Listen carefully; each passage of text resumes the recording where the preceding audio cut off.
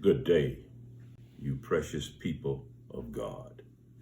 The effect the good news had on Paul, a change which is a result of an action.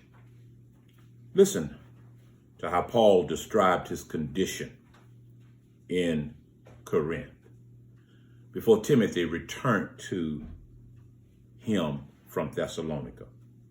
Listen, and I, brothers, when I came to you, did not come with excellency of speech, of wisdom, declaring to you the testimony of God. For I determined not to know anything among you except Jesus Christ and him crucified. I was with you in weakness, in fear, and in much trembling. 1 Corinthians 2nd chapter, the 1st through the 3rd verse. When Apostle Paul was in Corinth, he was not overflowing with self-confidence. He felt the lack of trust in himself, the lack of strength. He was like ruling elder Horace Turner before the Corinthians. He rolled up his sleeves and showed them his scars. For his ministry was not being successful according to his observation. If you remember the map that we gave you, he came into that region because of Macedonia and ended up in Philippi, beat. There, then ended up in Thessalonica, chased out. Then ended up in Berea, had very little success. Then ended up in Corinth. And for a moment, no success. But God. Nevertheless, in spite of that, the effect, when Timothy came back with good news, the result, he was comforted and strengthened, the success. This is taken from 1 Thessalonians, the 3rd chapter, and we're starting at the 6th verse. He was comforted and strengthened. Now listen to how he described it to the Corinthians in 1 Corinthians 2 and 4. And my speech and my preaching were not with persuasive words of human wisdom, but in demonstration of the Spirit and of power. This is what he said in 1 Thessalonians 3 and 8. He came alive, but he said, for now we live because you stand fast in the Lord. This is 3 and 8. I hope you read it.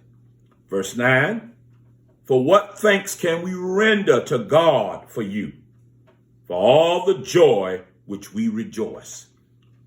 This was the result of Timothy's good news. For your sake before our God, it quickened him and empowered him. Now remember, we said he was in Corinth when the good news from Timothy about the saints in Thessalonica came to him. Remember how we said his condition was. But after the good news, he was quickened. He was empowered to go back to the gospel plow in Corinth.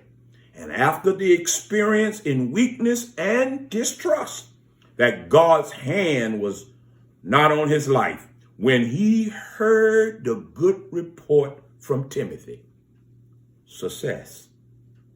This is why he could preach faith come by hearing, and hearing by the word of God.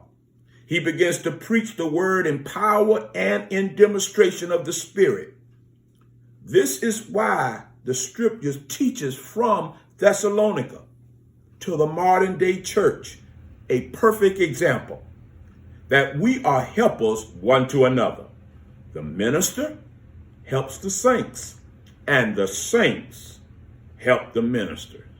And this process glorifies God and promotes his will in the midst of the kingdom of men. Now we're looking at verse 10 through 13, the prayer hope you read it. The prayer for what must be. His desire is to get back to them and to pray with them and to perfect and to complete and to mature them in their faith. For their faith was in the faith. He prayed that they will increase in love, must be. That they would be settled in holiness, must be. And through his prayer, did you read this? He reminded them of the purpose of their holy conduct. And the purpose was Christ might come today. He believed that these saints in Thessalonica had the mind of Christ, a spiritual mind. This is why he could reveal to them his prayer or his prayer request. For he was not praying that they be delivered. He was not praying that they get the victory far as being the rulers over their persecutors. But he was praying that as they were going through their Christian tests, they would increase in the life of God. Lord have mercy. They would love their enemies more.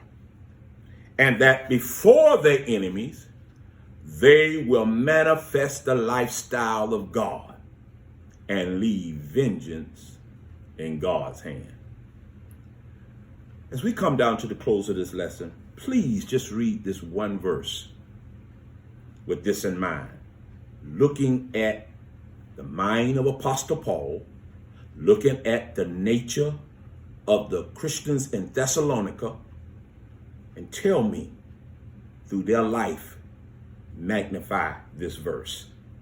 2 Corinthians, 5th chapter and the 17th verse. And if you will, once again, read it in the New International Version, NIV, if you will. As we continue this journey, we will be coming to 1 Thessalonians, the 4th chapter, the 1st through the 12th verse. And the key verse is the 12th verse. The call, the summons, the order, in the will or God of God's commands. May God bless you. May God keep you. They had a positive impact on that preacher's life. And that preacher had a positive impact on their spiritual life. I hope we can do the same. God bless you.